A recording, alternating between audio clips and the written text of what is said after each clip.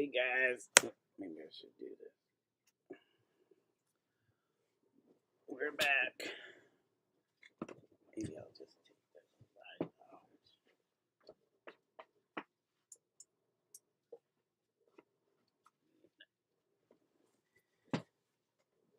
Okay. So I'm back working on this. Um, cover artwork, and I sent the rough draft to the publisher. Still waiting to hear back on. Excuse me. Um, on approval, but I figured I would start getting a jump on it by cleaning up the assets that I created, since I don't have much to do and I didn't want to start a live stream of the other stuff I'm working on just yet, because I don't have a whole lot of time tonight. I got work tomorrow morning, and I didn't want to. After working 12 today, I didn't think I really had the energy to do the traditional stuff, the hand painted stuff. So I figured I'd just do another digital stream with this, and just kind of keep moving along on it, because eventually I'll have to do something. So why not? This is good practice, whether I'm doing this or just doodling. So you can see. Oh, also the other file, I had to recreate a file of this because it wasn't the right size, and also it wasn't the right color profile. So as you can see here, this is the new file up here in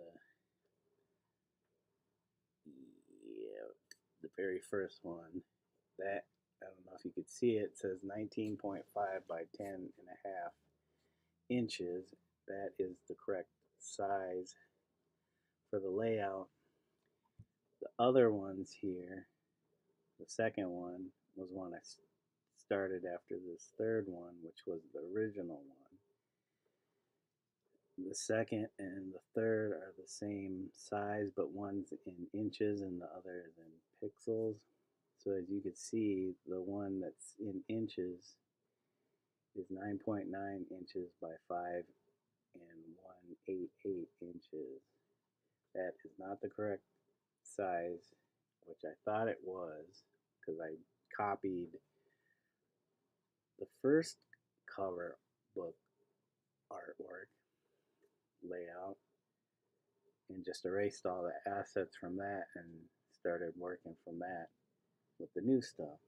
Well, I don't know what happened. Somewhere along the line it got screwed up, ended up in pixels, and the color profile got screwed up, and I couldn't change it to the one that I needed it to be for some reason. I don't know. Maybe I didn't make a duplicate of the original book cover and erase all those assets. I may have downloaded the original Photoshop template that the publisher sent me, and it could have got screwed up in that, where in that, I don't know, my computer did something and saved it as a smaller file type and a different color profile. So what I did was I created a new page with the correct layout size and I just started transferring the assets from the other file over to this one. I had to resize them because these are smaller than what I needed, and so you could see the second two has a duller, less saturated look in the background, and the new one has the correct color profile of, and the background is a little more saturated and kind of a brighter purple. Um, this stuff could still get changed in the future depending on what they want. Um, but now I'm working in the correct file type. You could see the dog is a little bit more saturated than it should be color wise, so I'll eventually fix that. Um, but now I'm adding these. The only thing with this new file is since it's so much bigger than the other one, and even the dots per inch I changed from the original file was 450 dots per inch to 600. It and this is the thing with Procreate, and I don't know why I should have more layers, but it limits the number of layers depending on the size of your file. So the bigger the file, the less layers you have to work with. So I think at this size it was max 21 layers I can work on. Well, I have more than 21 assets or objects that I'm working with, or even layers in the original file. So I have to figure out ways of maybe merging multiple assets together on a single layer to fit everything. But so I'm starting to add shadows, cast shadows. You can see the tissue box got cleaned up a little bit more. It's this modeling is a little bit more natural than the other original file, which you can see here is just a box with 3 different values on each side, and then it had like an outline. So I ended up modeling that. The tissue got made smaller. It's not sticking out so far. Yes, and then I cast shadow, some cast shadows under the rug. I still need to change the cast shadow under the dog bed, but that I want to do this side first before I mess with the other side. I started cleaning up the modeling on this container, inside the container, the lip, the edges, cast shadow, and I have a few other objects that I brought in. The shoe, cleaned up the shoe a little bit. It's not so sketchy. You could still get a little bit more work. There's a cast shadow on that. There's this other container, which I haven't started cleaning up. You can see all the sketchy lines or whatever. I just want to kind of make everything more uniform. I don't have a problem with sketchy lines, but this cover art is going to be a little bit cleaner. And then I added one of the flowers. So that's got a little cast shadow. I might have to clean that cast shadow up a little bit. I don't know if it got blurred enough.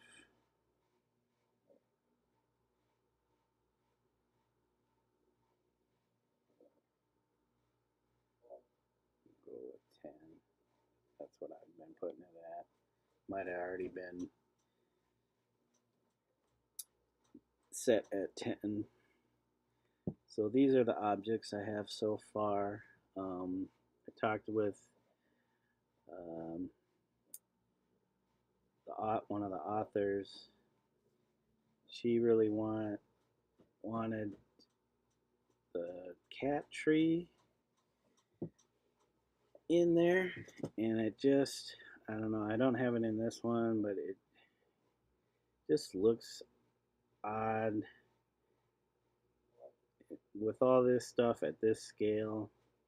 The cat tree just looks really weird, like tiny compared to all this other stuff, and I can't really push it farther back in the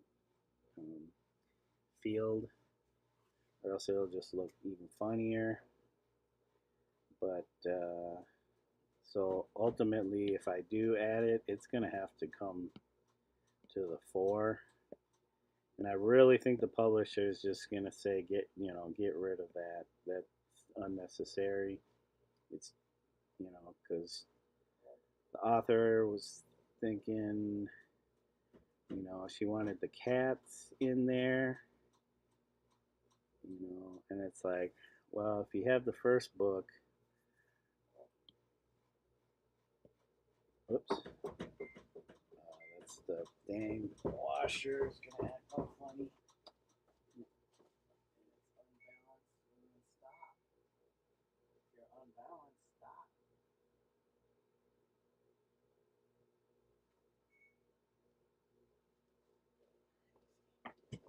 It'll stop eventually, hopefully. Um,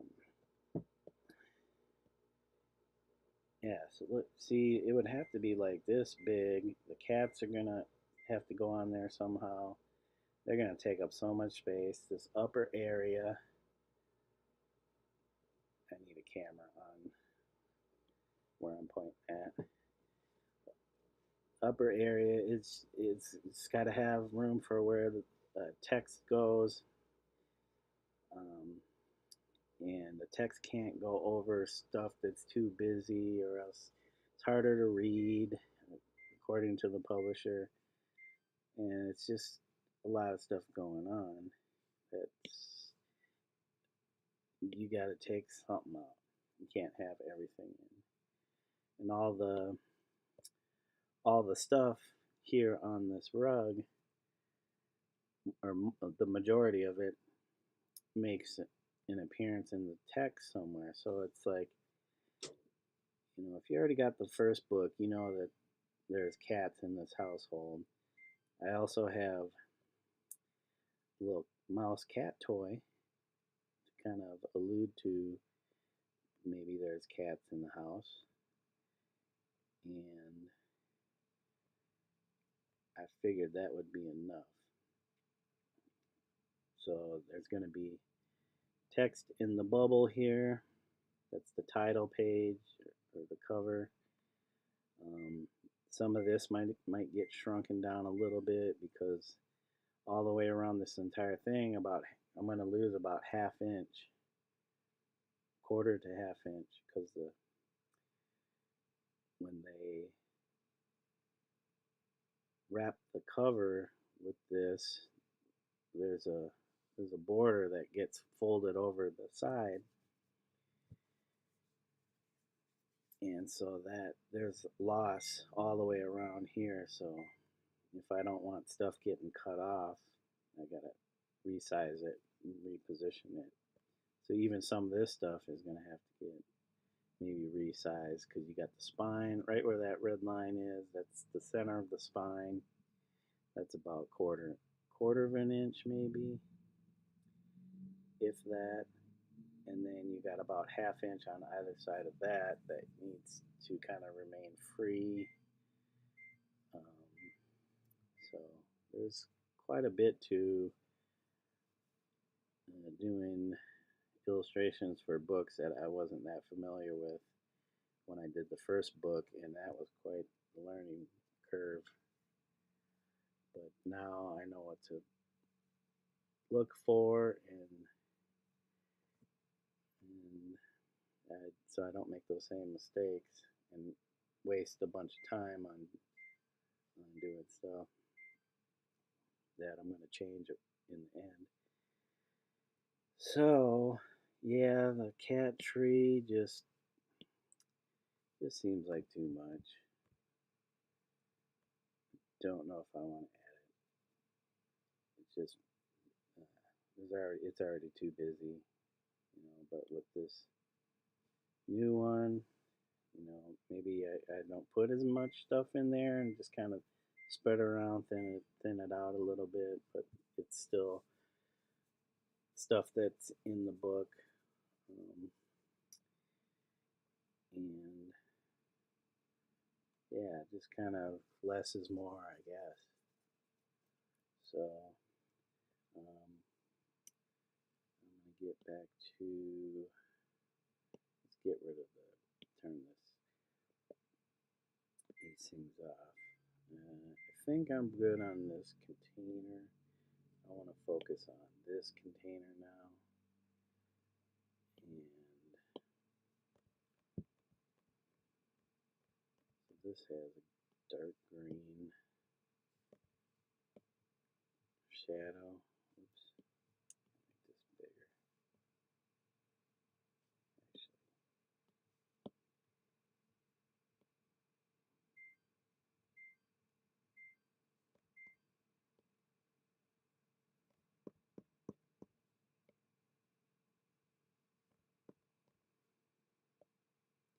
yeah, as you can see, when I had to resize it, it kind of softened the edges, and that's in part due to the fact that this is not vector and it's rasterized. So when you upscale something, there's going to be loss, image quality loss. So that's not too bad. I didn't have to size it too much.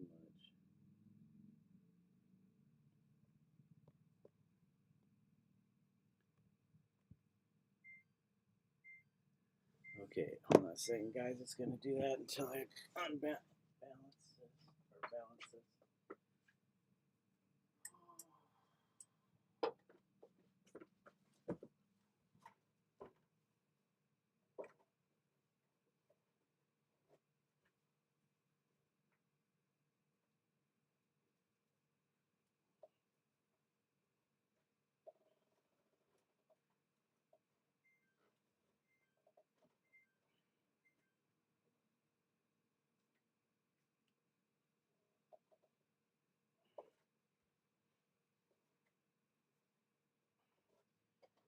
Hopefully that helps.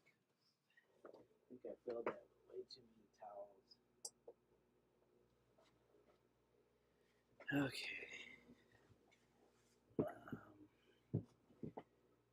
So yeah, that's the whole story on this.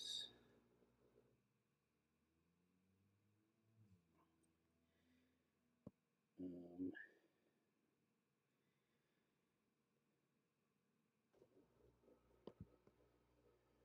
if there's anything else to tell other than been working a lot of hours at the other job the last 3 days, so it's kind of exhausted me where I don't really have much energy to want to do anything, but I got to kind of keep focused and make sure I do a little bit each day so I don't get out of the habit of just working on this, because that's the only reason I have the day job, is so that I can keep doing this and eventually one day maybe not have to work so much the day job. But and I don't mind the day job. I just need to train myself to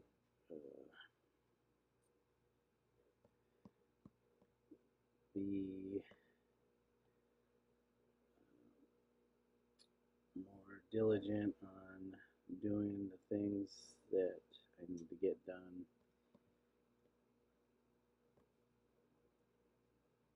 instead of procrastinating so much. That's a big issue for me. Is it's easy to put stuff off and tell myself I'll get it done and I'll do it tomorrow or the next day, and I don't do it, and then when I really need to have it done, it's like it's not ready.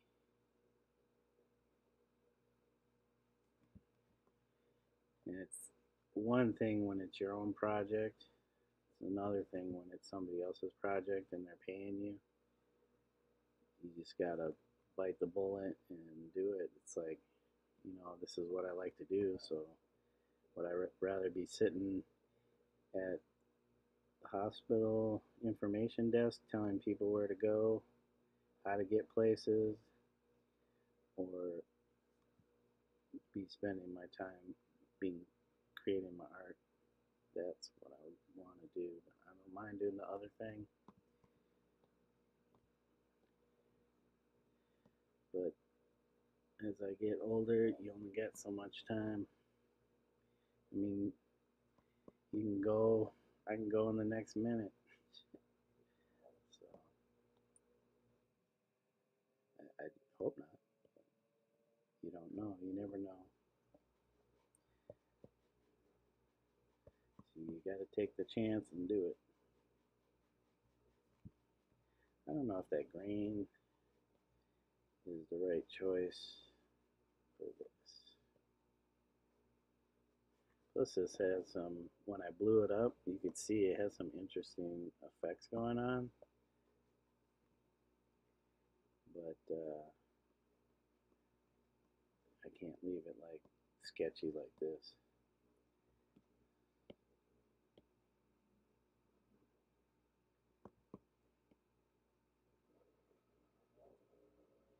This doesn't go with the, pardon me, the rest of the stuff. I'd have to make everything else sketchy like this, and I don't know if that's the direction. It's got to be consistent with the look of the other book, at least to a certain extent. Can't just go changing the whole entire look of everything and it being completely different from the look of the first book. People have a hard time with change.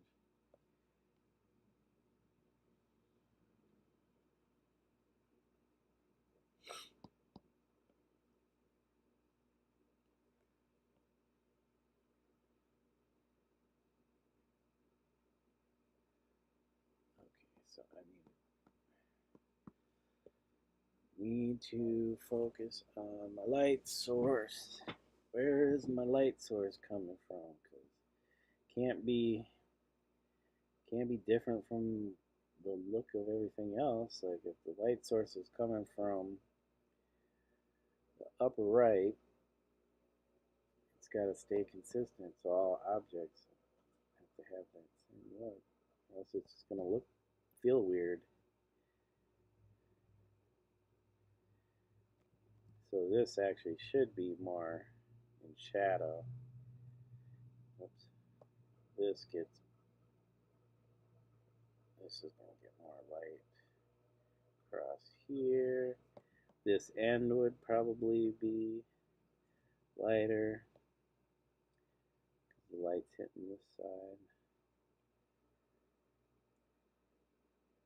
Even the bottom, which you can't see, that edge would probably be lighter. So you get around to the underside here. But so I slowly will build that up. I should probably use a bigger brush.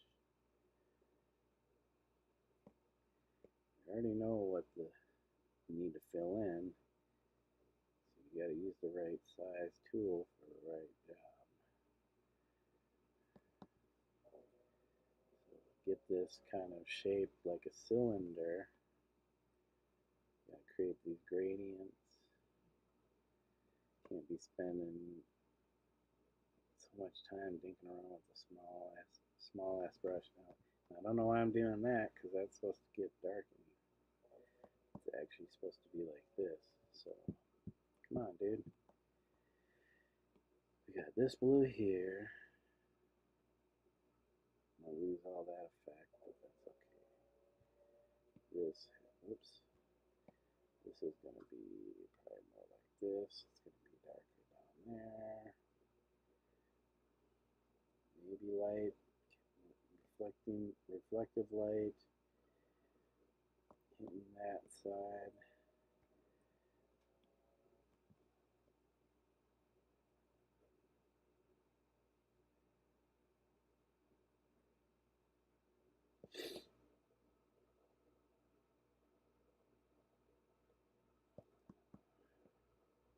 Oops.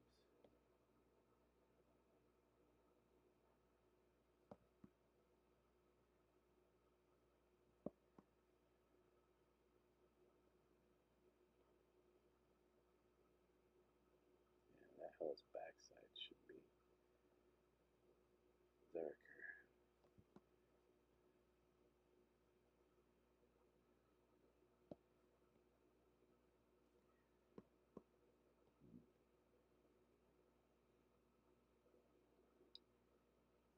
Do it again. Using that small brush. I don't think it would be that bright.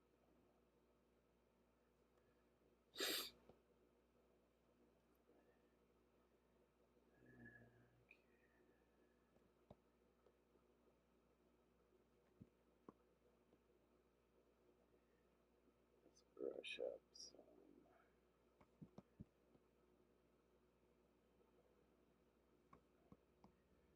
Like this. Probably gonna get less light.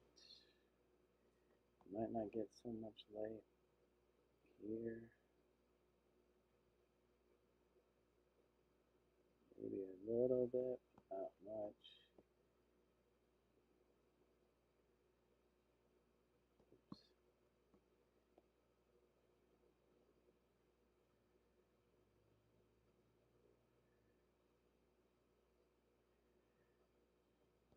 Oops.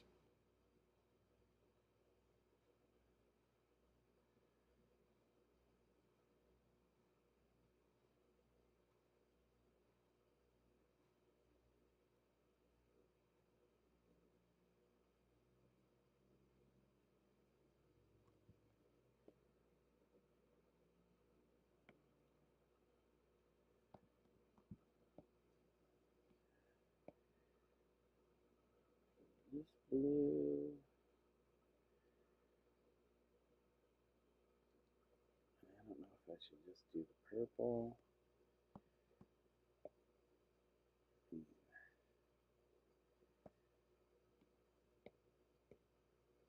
hard to get rid of that green. That's the thing. Maybe that should be saved for the very edge, underside edge. Maybe not have it come up so much into this.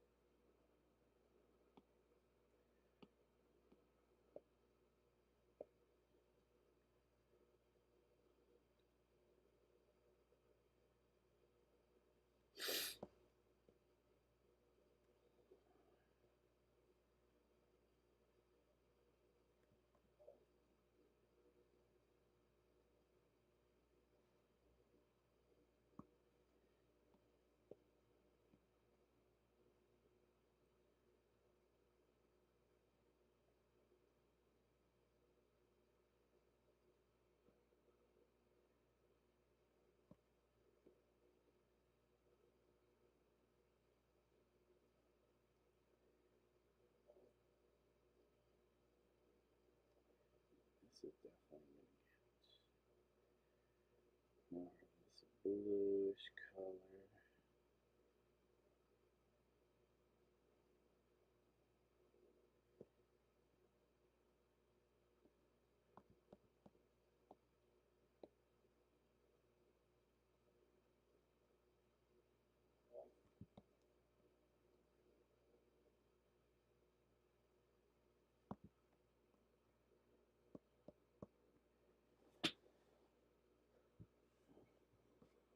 There might not be enough contrast here yet.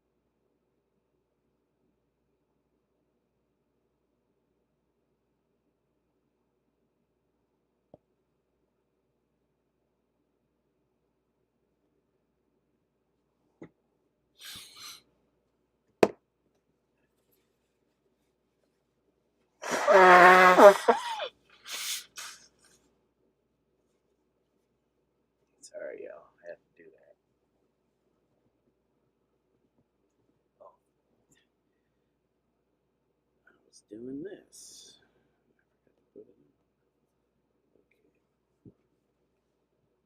Hello folks, I've been doing something a bit different over the weekend. This painting Okay, I won't have a whole lot more time. For the last few months. Maybe another half an hour. I'm going to put it in my exhibition. But we've really got attached to it, so I thought, well, if I sell it, I really don't want a great big blank space in our kitchen. So I embarked on something I don't very often do, which is to make a copy of a painting. And it's been a really interesting process. I never try and make the same painting twice, and I'm beginning to wonder whether that's a mistake. Let me tell you why. I'm not formally trained as an artist, but I do have an art A level, which is a sort of high school diploma, I suppose. And when I was doing my art A level when I was 18, I had a fantastic teacher, and she did used to get quite exasperated with me because I just wasn't interested in iteration. And really, I'm still not that interested now.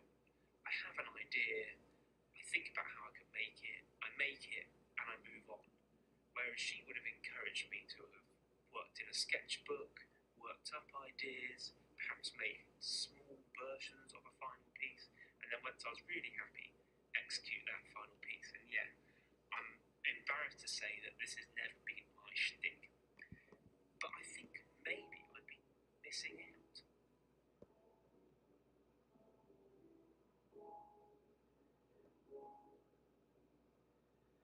So this is a blog from an English artist, I think. Goes by Benmo, the artist. Benmo, the artist. Very diverse paintings, and I think possibly that's quite good, or certainly I say to myself that that's quite good commercially. But I think that there is a lot that I'm missing. Firstly, I think it's a problem because I think there's a missed opportunity for learning. That when we keep working over an idea and iterating, things appear and make themselves apparent that we weren't aware of. And whilst I set out for this painting to be a copy of that painting, as I do it, I realise how much my skills have changed in the last year or so, but also how it could have been different the first time. And there are things here that I like more, and then I'm leaning into that. The second thing is that just painting one painting at a time, I think that's got quite a high inspiration cost, shall we say. I often think that I'm not very efficient at paintings because I spend a lot of time going out into the countryside to get an idea, and that's quite a high cost exercise. It's quite a lot of time, it's quite a big endeavour, it's quite a lot of energy, and I sometimes feel the pressure of that because I'm wanting to paint, but I can't paint because I've not got that kernel of an idea. And that seems a bit mad now I think about it, because really, I love painting once I've started, but I'm creating quite a high bar to entry, and I'm sure I'm not alone, and you'd have heard this many times, but starting is so much of the key. So perhaps just kind of not worrying about what the idea is and just getting started and getting into the flow is a good way. I was just talking about that. And that kind of leads me on to the third point, and that is that by always waiting to paint, I really feel I'm missing out on the best bit of being an artist. For me, the whole joy of this is, yes, having an idea I want to realise creatively, but actually more importantly, it's about getting into this really lovely state of flow where I'm absorbed by the work, and it's a rare thing.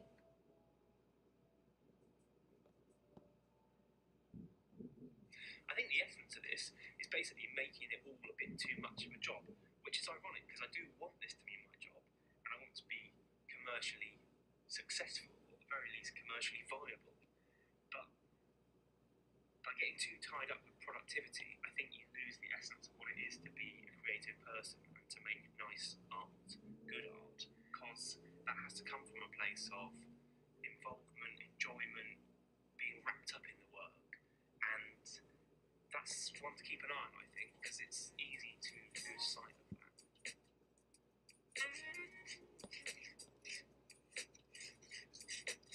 I hope I'm not getting copyright struck for this.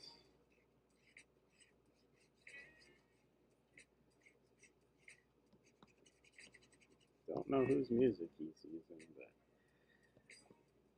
if it's not free, oh well.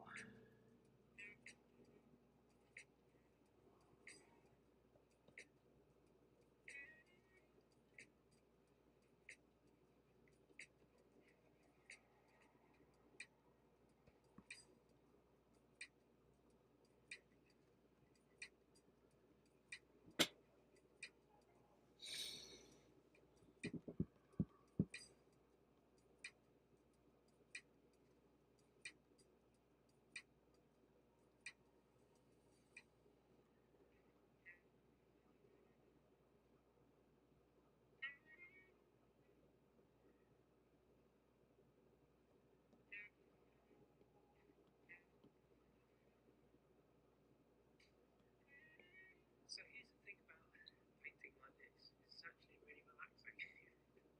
And the truth is that quite often with painting, I don't find it relaxing at all because I feel there's quite a high jeopardy creatively when I'm trying to make something work. Because I'm, well, as I've said, making it up as I go along. I'm never quite sure how it's going to go, and that's quite stressful because I do want to fulfill the idea that I have in my head and make something I like as much as I know it's good to be free and just in the moment. I am interested in making art. I might can't really deny that. But painting like this, yeah, it's a hit because I've got the road back and I can just enjoy the process and the physicality of whacking on the paint. So yeah, a good lesson there and a mistake I think I'm going to try and avoid in the future.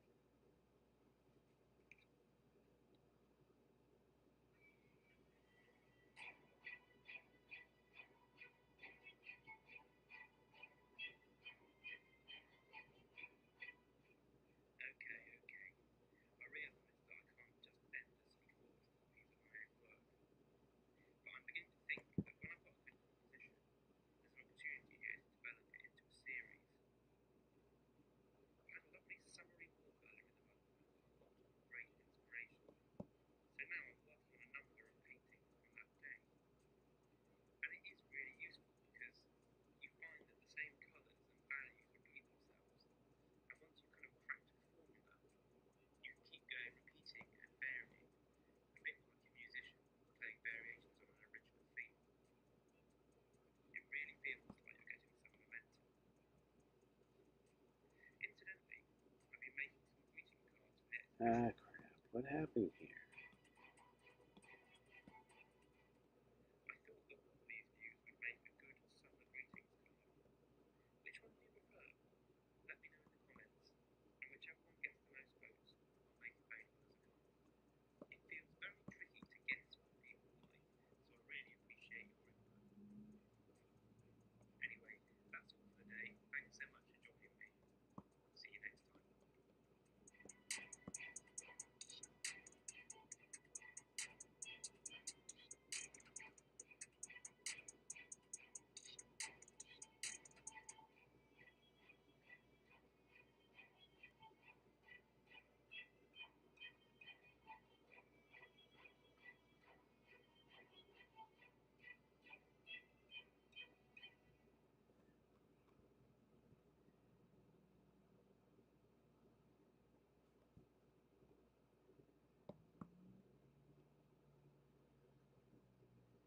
Okay, who's next? What do we got?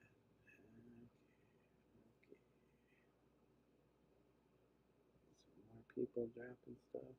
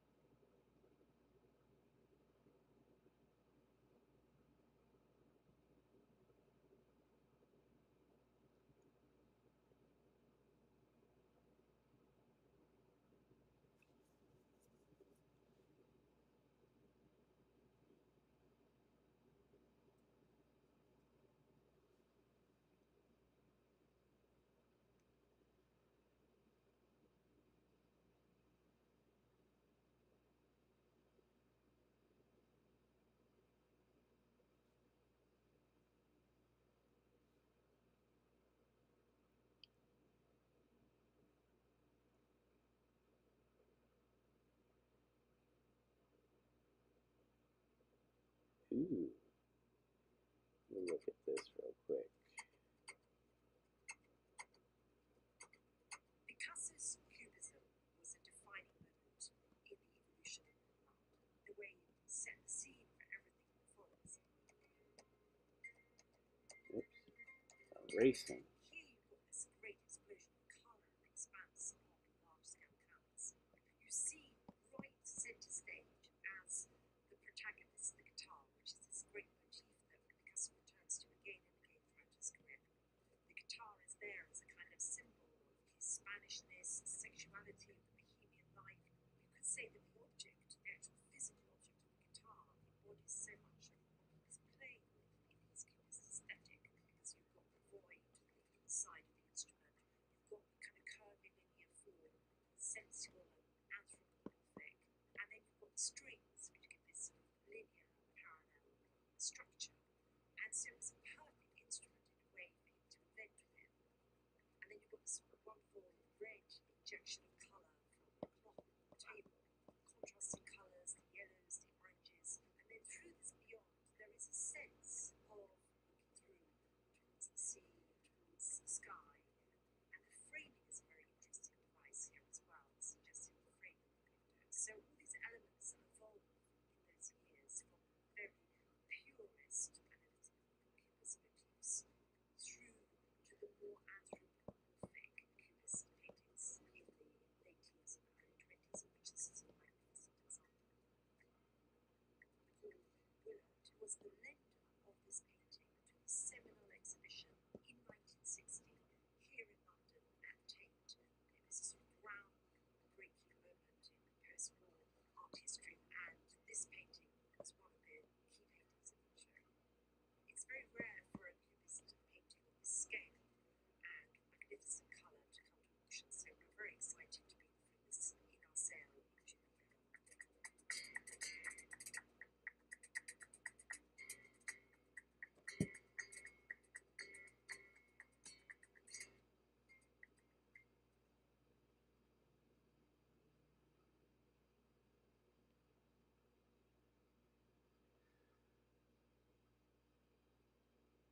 Okay, let's listen to this since it's long. That can burst. You have a pinky toe. When was the last time you made good use of Neil that? deGrasse Tyson.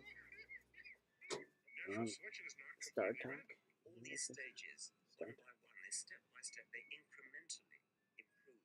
And every improvement is the new starting place for the variations at that generation. And they come about not through any design process, not through any deliberate design. Natural selection is the blind watch me. This is Star Talk. Neil deGrasse Tyson Somehow, here, your personal that made it physicist. through And today, without too much trouble. I'm in conversation with the one, the only, Richard Dawkins. Richard, welcome back to my office. Thank you. This is like your Richard fourth time Dawson. here or something. I've lost count. Something like that. Something like that. Always a pleasure to you. Welcome. I mean, we have a lot of catching up to do, I think. So recently, this year, we lost Daniel Dennett, philosopher Daniel Dennett. I recently learned, I didn't read all of his books, I read some of them. He declared that Darwin's evolution by natural selection was the greatest idea anybody ever had. He's coming to it not as a biologist, but as a philosopher.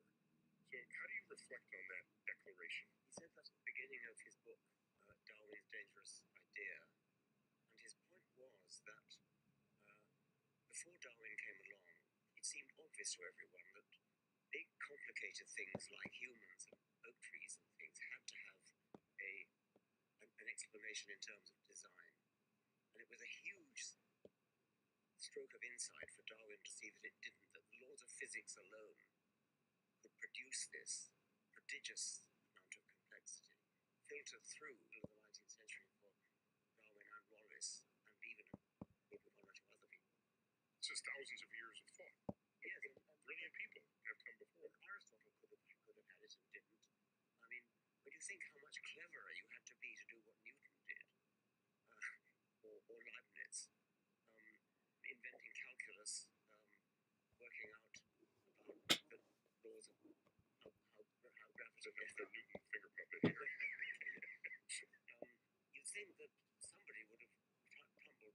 evolution by natural selection before the middle of the 19th century, yet they didn't. So that's an astonishing thing, and it needs an explanation. Did Daniel Dennett explain why it took that long? And if he didn't, what would be your explanation? I don't remember whether he did.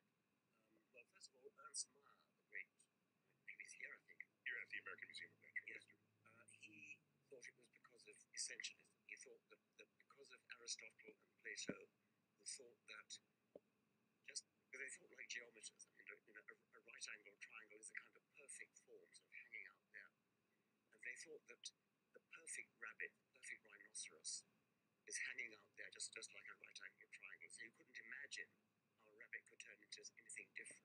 That was his estimate. That wouldn't be mine. I mean, I think it's just that.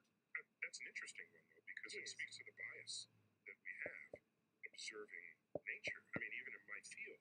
So my people, including Copernicus, could not shake the idea of orbits that were perfect circles. We couldn't shake that. Why would God design a universe the shape that wasn't geometrically perfect? So even Copernicus, putting the sun back in the middle of the known universe, had circular orbits.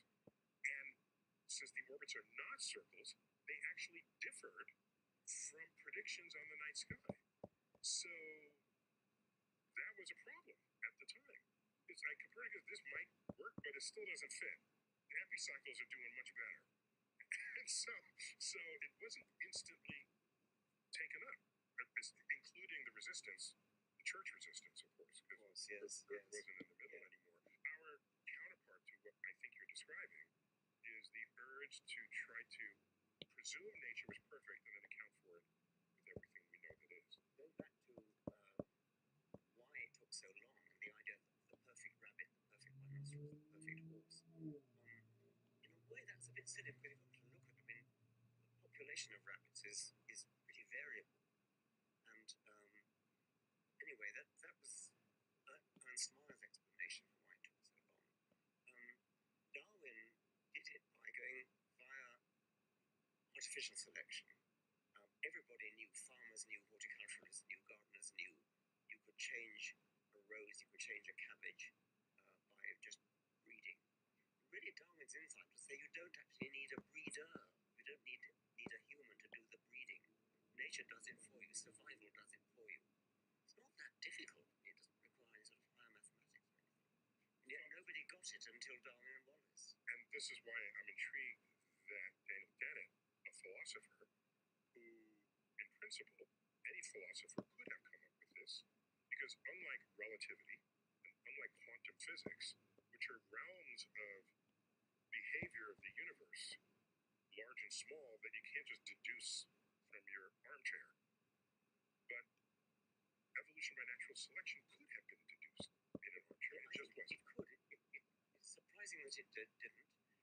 It's interesting that both Darwin and Wallace were traveling naturalists. They both were collectors in South America, both in South America. Wallace lost his entire South American collection in a fire. And then he went to the Far East. But they were both collectors of natural history specimens. And the other person who might have thought of it is Patrick Matthew, who was a gardener and an orchard keeper. But philosophers know they didn't do it. They didn't, and they could have. Yes.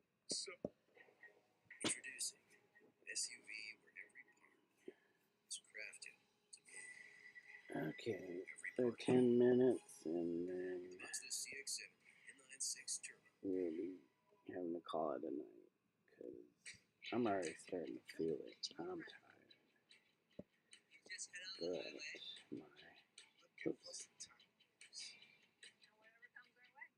my hand says I could still do. Don't need your brain, just put on autopilot. You'll figure it I have out. a list here of like all your books. Yeah. You've been out of control.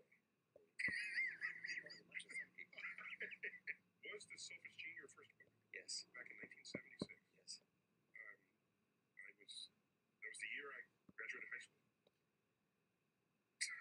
I remember because it was like the bicentennial year. Everybody made a big deal of this. It was my first presidential election that I could vote in, and I voted for Jimmy Carter. And I got to tell him this so cliched line, but when I met him, I said, "You you were my first president that I voted for, and it was 1 month after my birthday I got to vote for him. So I thought I'd have a short exercise here. I'm going to mention your books.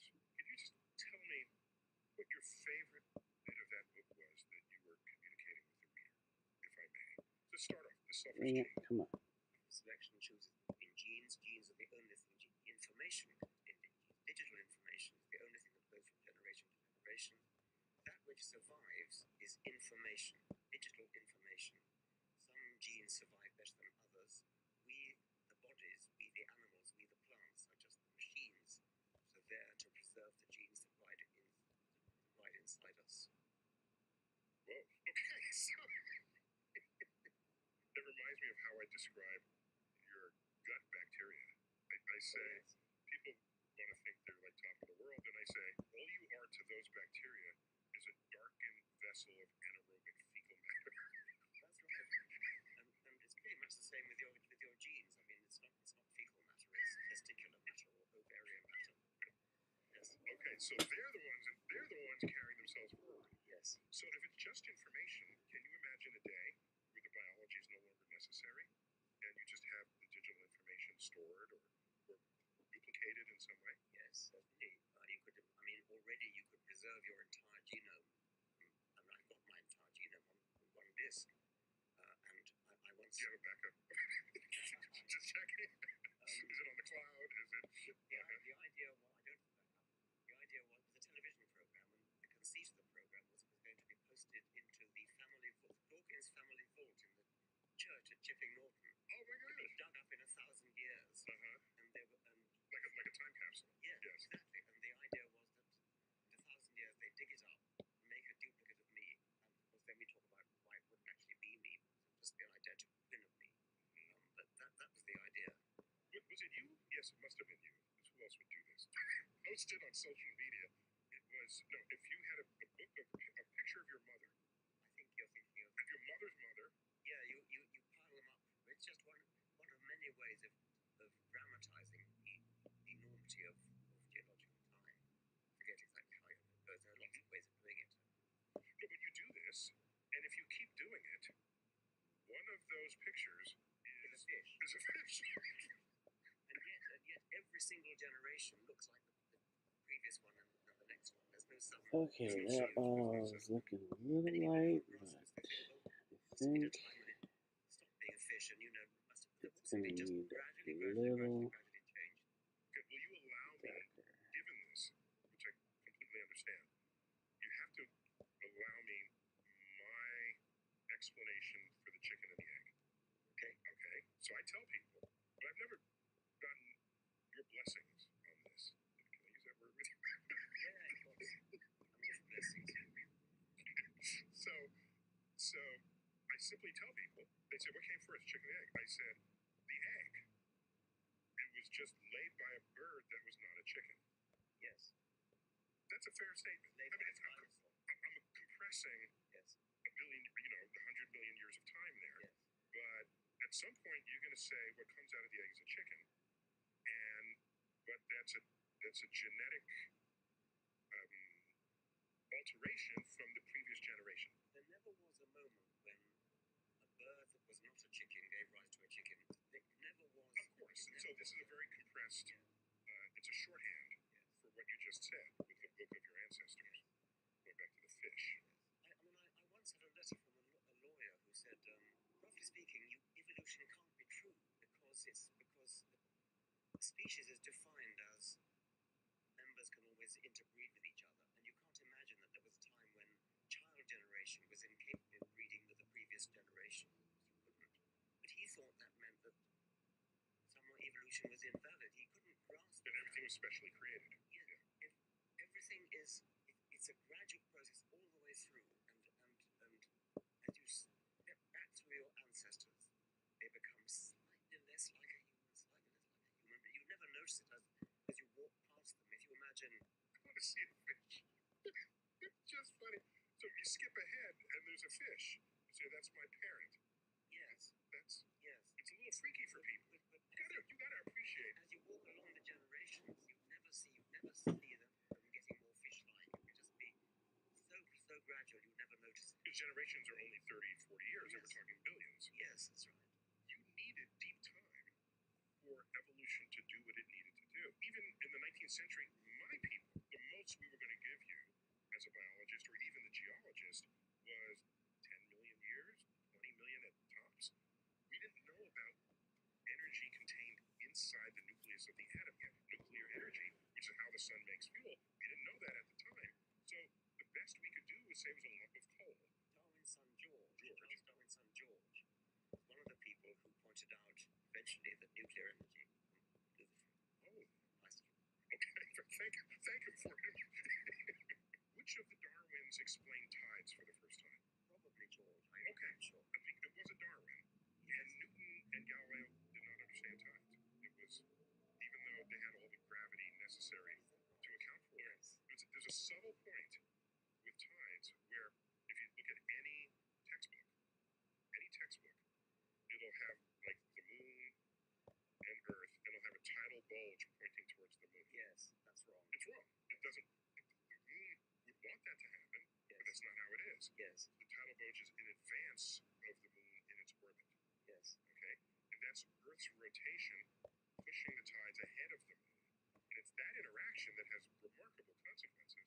The moon is slowing down Earth's rotation.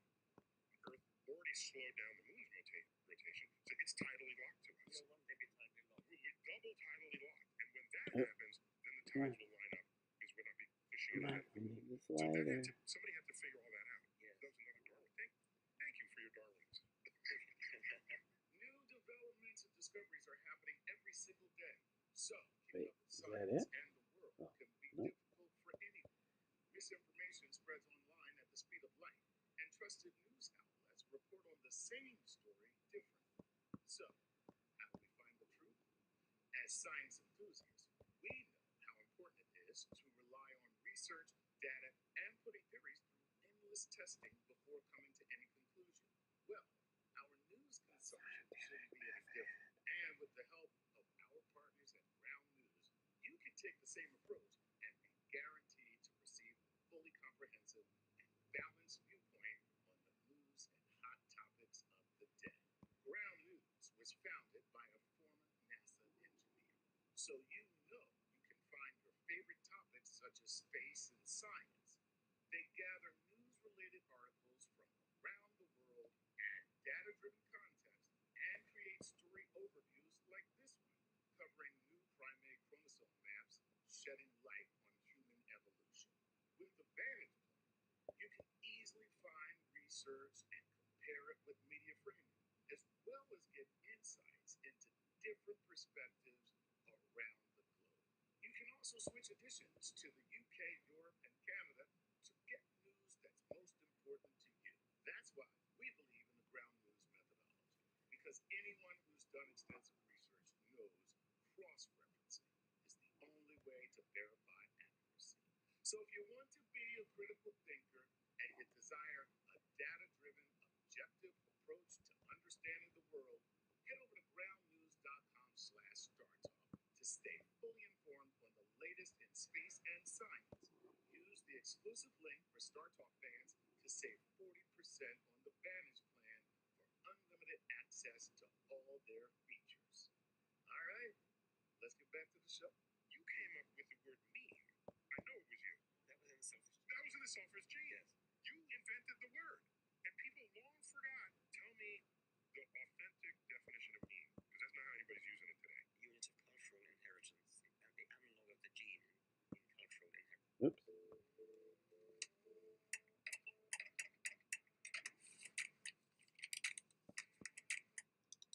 Didn't we just have a commercial?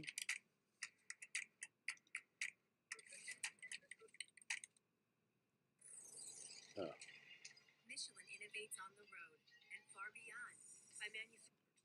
Okay, so this is communicated from one person to another, Yes. and certain memes have higher communicability. I really wanted to say that because the whole book had been about the gene as the unit of selection, that's how I described it when you asked me earlier. It didn't have to be genes, it could be anything that is self-replicating. Nowadays, I would have used a computer virus as my analogy, probably, for the gene. But in those those days, computer viruses, well, maybe they'd been invented, I didn't know about them anyway. So I used the unit of cultural inheritance. It's something like a So tune. M is for memory, so memory gene. It's a Yes, portmanteau. that's right. It comes from the same root as memory. Okay. So if I say something, we have alligators in the New York City subway. Yes. If that spreads because it's a repeatable lie, or even might be true, whatever it is, if it spreads, Whatever it is, doesn't matter what it is. if it spreads, then it's a successful meme. Because it's so interesting to me, I Yes. have to tell someone else. Exactly. We love to tell stories. Surprise Whether or not they're true. whether or not they're true. So nowadays, it's just an image of something kind of cool, you know. Yes, sorry about that. Yeah. No, that's not your fault. But it's you've contributed to our culture. The best of the memes are the ones that are spread around the most. Yes. There's a meme of me doing this. Okay. Yes. Like I think, what is it called? Watch out, you got a badass over here. I never said that. Okay. And there is a picture of me doing this. But it spreads. It spread, and there are people in South America who saw me in the street. They were tourists. I said, "We know you from the meme." This is like 10 years ago or something. It's like, the meme, really? That's not even me. Why did that? So somehow that spread. I don't have any understanding of it. I'll tell you my John Cleese story about What is that? you remember Fawlty Towers? Yes. Yes. Okay. Yeah, There's an fuck episode it, where some Germans visit I know nothing. I know nothing. Don't mention the war. Don't mention the war. And of course he does mention it. Anyway, he was in, I think it was Munich Airport, and he was going up the escalator. And there was a man way over there and going down the escalator, right across the hall. And he recognized him and he shouted, "Don't mention the war!" So that meme is spreading in Germany. So that's a selfish gene. So let's move ahead here. The Blind Watchmaker. Oh, that's my favorite book of yours, if I may. Okay. Well, the watchmaker comes from William Paley, the theologian, who said that there must be a God. If you find a watch, you pick up the watch. It's crossing a heath, he said. You open it up. It's a big pocket watch in those days. Back when watches were watches. Yes. And you see all the cogwheels and springs and things. It had to have a designer, of course it did. So how much more you say that of an eye, or a knee joint, or anything living. So that's the Paley watchmaker argument. Natural selection is the blind watchmaker. It produces results that are unlike watches. They're beautifully designed. Eyes are beautifully designed. Certain flaws. They are beautifully designed. And they come about not through any design process, not through any deliberate design. Still seems late, but So that's hard for people to accept, especially if they're deeply religious. let's Yes. see. Because they already have an That. account. Yes. Now you're Let's see saying how it one looks of the against acts of that. their God is some random force operating. He didn't have to be there at all. He didn't have to be there at all. Yes. And I think where people get For some confused, reason, and even this. some of our people have made this mistake. Fred Hoyle, who was the architect of the steady state Something's universe, going on here. who pejoratively invented the name Big Bang to describe the universe beginning in one point. He said that in a pejorative way. He wanted the universe to be a steady state. He did a calculation That. I don't know for where that how came you would get from. an eye, a fully functioning eye, and how long that would take. And it was some impossibly, 10 to the some very high power number of years, given the So, rate at this which you have shadow. defects in a genome. And what, correct me if I'm wrong, Shadow color. the rebuttal to that is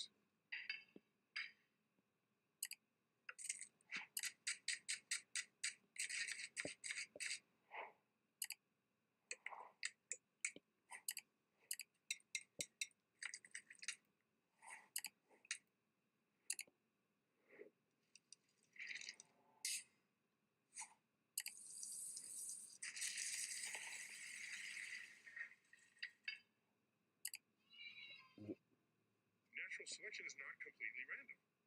Well, no, that's right. It actually wasn't an eye. It was a hemoglobin molecule, but it's the same argument anyways. What he overlooked was that it it doesn't happen all in one go. He imagined all the bits coming together at random. That's one case that doesn't work, and it has another random thing that doesn't work. Yes. And you do that forever. You use that forever, of course. But what you need is, let's use the eye, even though he didn't.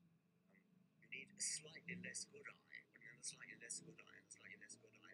You start with just a sheet of light-sensitive cells, which just detect whether it's light or dark. That's useful. It's not like Better than not having it's better than not having it. You can tell when it's night or day. You can tell whether there's a predator flying overhead. And then, if you have a slightly cup shape, if you bend that retina from a flat thing into a slight cup, then if it's coming from that direction, it hits that side of the body. We are on video on these. And so it's not an image, but it gives a slight directionality. And then you close up, you start to get a pin on camera.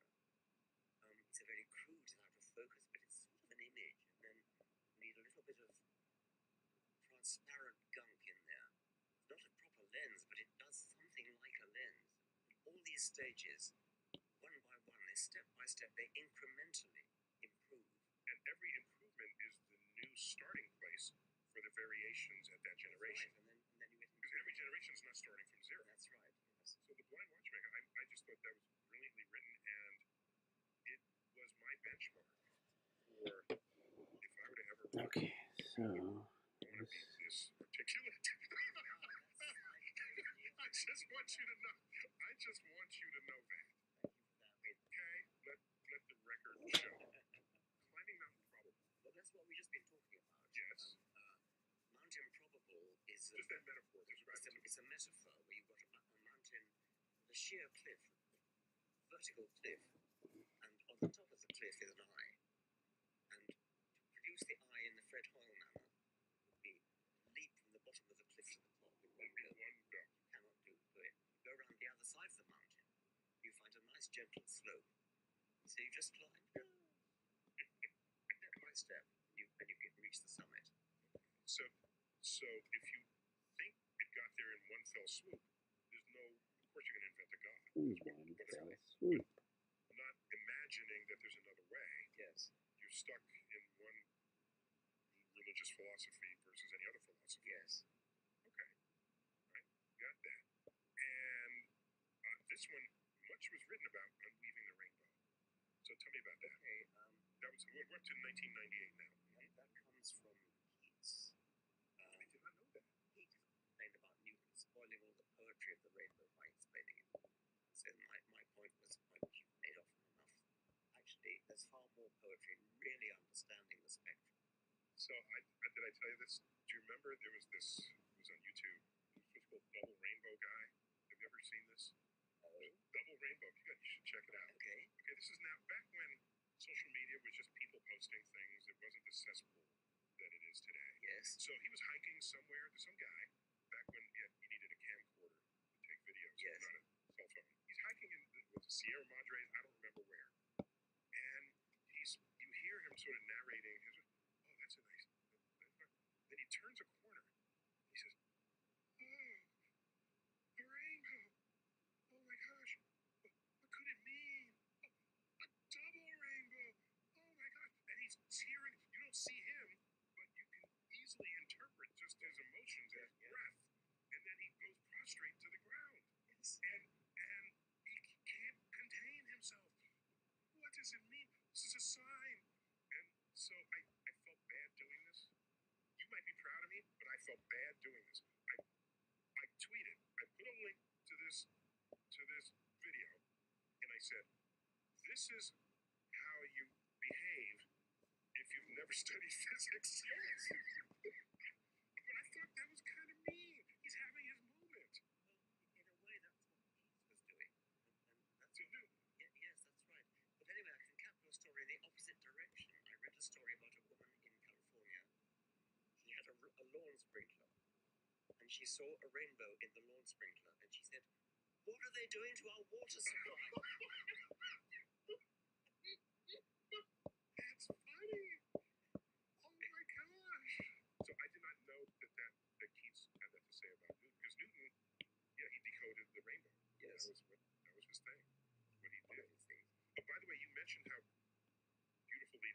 is, even with some flaws. As an astrophysicist, when I would learn this very early, when I took classes here, actually, when I was in middle school at the Hayden Planetarium, that's when I learned about the entire electromagnetic spectrum. And that the visible part of the spectrum is tiny. Yes. It's not even a full octave of what's out there. And then I was just disappointed with my sight. I said, "Is this the best nature could give? Is it, let me go back in line and see what else is there." And later on in Star Trek: The Next Generation, there'd be a character called Geordi. He had a visor, the VISOR, which was an acronym: Visual Instrument Sight Organ Replacement. And so, early acronym days. So, yeah, I'd be intrigued by what the world would look like that way. For example, if someone's calling you on your cell phone, that would be like radiant microwaves while that's happening, which is kind of cool. Or if you go by the countryside and you see radio towers, they would be the brightest things on the horizon, and now they're just hunks of metal. And so they get him to look at scenes that they're coming upon. It's high in X-rays, it's high in this, it's high in that. And then I worried that if you could see all bands of light, that would be very visually noisy, wouldn't it? Yes. I mean, if you see right through to radio waves, well, then everything becomes transparent. Yes. Then there are no walls in this office. You've coined this term, and we've even appeared on stage together under this title, The Poetry of Reality. And I'm all in. But if you're actually a poet, surely there are parts of reality that are best expressed by a poet. Would you agree? I suppose so. I've never quite understood. I mean, I don't write verse, but I suppose, like you, I try to evoke emotion at the same time as otherwise science. It's just a wiki page. Yes, right. That's right. You want some... I'm not entirely clear what you mean by poetic. I sort of feel intuitively I know what it means, but I put it into words. Maybe that's no accident. Yes, I defend in my own mind the idea that science is the poetry of reality. It makes me feel poetic. I think it makes you feel poetic. So it might be self-serving on that level. But what would matter if others can be convinced of the same? Because otherwise it's just a self-licking ice cream cone. That's right. And if you're skilled in writing, you can bring out others with you. Okay. Poetry, art, more broadly, best serves us when it highlights something you might have otherwise missed or never noticed. That's a good way to put it. My best example of that was July 21st, 22nd, was it? After we landed on the moon in 1969, the New York Times had a special section, people reacting to the fact that we walked on the moon. And there were all these famous poets of the day. There was Archibald MacLeish, people who carried the soul of creative expression in the day. And I read these poems. They were awful. We pierced the sky and touched the sky. And I'm thinking, none of this is greater than the act of walking on the moon itself. So maybe I don't need artists to interpret that for me. Maybe I need them to interpret the tree that I'm walking by. And then you get Joyce Kilmer's poem, The Tree. I will never see something as lovely as a tree. The arms pressed to the sky. There's in American poetry, Henry Wadsworth Longfellow wrote The Midnight Ride of Paul Revere. It might not be heralded as great poetry, but we all know it here in America. And that's a poem about a guy who told other people that the enemy was coming? Is that an important person? No. Yet we all know that person's name because it's a poem about it. You do not know that corresponding person for any other war that has ever been fought in the history of the world. The person who told other people that the enemy was coming. That is not a person. But for us it is because it was a poem about it. It was somebody who would otherwise go forgotten. So for me, art is best when it captures that. I don't need artists saying, "Oh, I saw this Hubble photo. Here's my painting of that Hubble photo." I don't need that because I got the Hubble photo.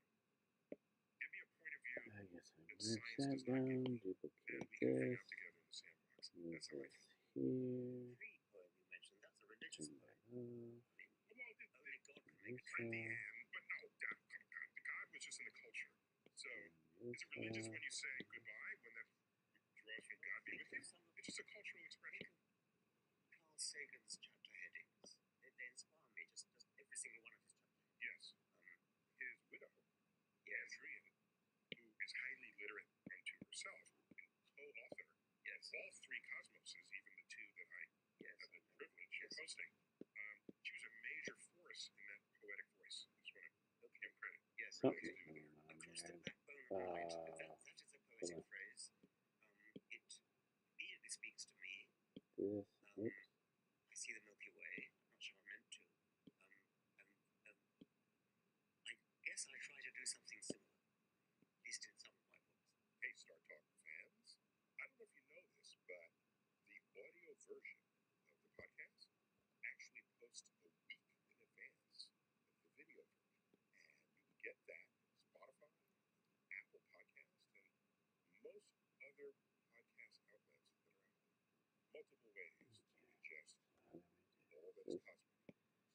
All right, I'm up to 2004, The Ancestor's Tale. That is a title that reminds me of the Sagan book, Shadows of Forgotten Ancestors. Yes. It kind of feels the same to me. And what happened in Ancestor's Tale? It's a reference to Chaucer. The Canterbury Tales. But one of his tales was not the ancestor. No. Oh, you just there's the Miller's Tale, and now the Ancestor's Tale. It's a history of life, but it's going backwards. So it's a form of a pilgrimage, Chaucerian pilgrimage, going backwards in time. We human pilgrims set off into the past, and we're joined by the chimpanzee pilgrims and the Okay, what's next? trying to get back to the origin of life. So it's a way of doing the history of life, but do it backwards. Because if you do it forwards, then you end up with the idea that human is kind of the climax, which you don't want. I mean, that's not a good way of looking at it. So if you go backwards, and you start. Okay, that's I was getting on your case, but that's brilliant. Brilliant. Thanks for doing it. I'm going to now read that. See? Okay, good. I missed that It's one. kind of small. Here's one we all saw and know about, whether or not we read it, The God Delusion. That put you on a plateau to be identified as one of the four horsemen. Oh, right. Yes. Okay. Not a phrase that any of us actually. It was bestowed upon you? Yes. Yeah, so it was Daniel Dennett, Christopher Hitchens, Sam Harris. and both of them are passed. Sam Harris and you. Yes. Okay. The four horsemen who have each been quite vocal Okay, about so this shouldn't be their green. atheism. This should Yes. be. And the God Delusion, if that's not atheist, I don't know what is. It is, yes. In the title. Yes. Right. So we spoke about this book before. Didn't you say there were religious groups that wanted people to read it so that they know the face of their enemy? Was that? I forget. It's quite possible. There are some people who say they were converted to religion by it. Really? Not quite sure how they managed to get that. Doesn't say much of my rhetorical skills. So is this your single biggest selling book, The God Delusion? Yes. Just about, yes. Yeah. It was equal to Selfishly. I've taken you to task on the very first day I met you, and I think it's worth repeating here. The first day I ever knew you. Again, like I said, I've read your books, and I aspire to have the vocabulary, the command of vocabulary that spills off your plate. I took you to task. I've been with U.S. Cellular for 27 years. When they asked me to talk to you about their special customer event, Us Days, I said, I gotta get in shape. Us Days means exclusive deals just for us customers. Us Days is back at U.S. Cellular. In the front of a group, it was one of the, what's the name of that conference? A Beyond Belief conference. Oh, yes. Which gathered, That's which right. gathered scientists, Yeah. biologists, theologians, Yes. philosophers. Yes. And it was to discuss, are we in an era beyond where belief matters? Yes. Does belief still matter? So it was quite the juxtaposition of points of view. You and I are up in front in a panel. Two other people are there. And I heard you speak. I'd only ever read what you wrote. And I heard you speak. It was more articulate and more barbed than anything I'd ever read that you had written. And I said, oh my gosh, I'm glad we're on the same side. Because if you spoke to me, I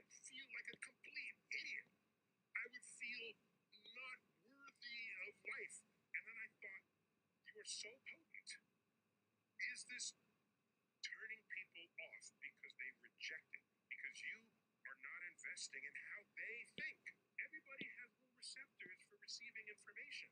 And if you're just going to say, I'm right, and I know I'm right, and you're all just wrong and you're idiots, maybe that's not as effective as you can be. So I challenge you to be a little more sensitive to people who Okay, are just it's trying to almost explore the world, 11. and that you I could think be I more meant to effective than you are.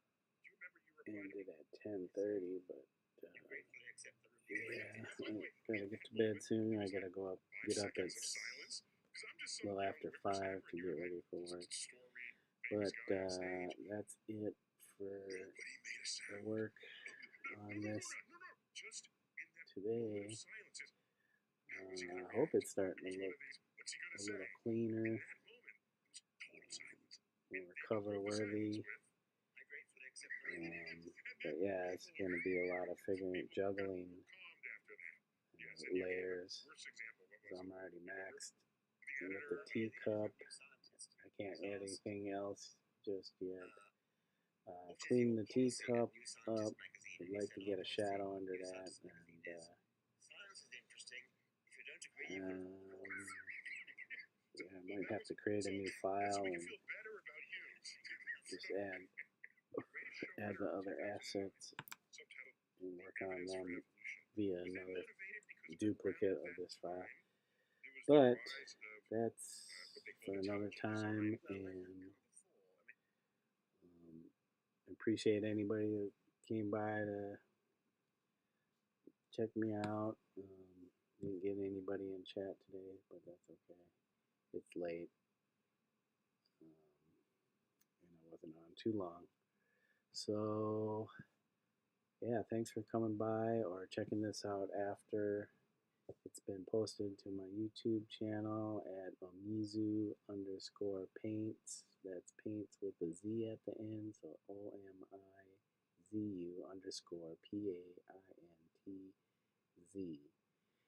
My YouTube channel where you hang out and draw or paint or whatever I'm doing at the time. So I hope you all have a good night, day, wherever you're at, and until next time.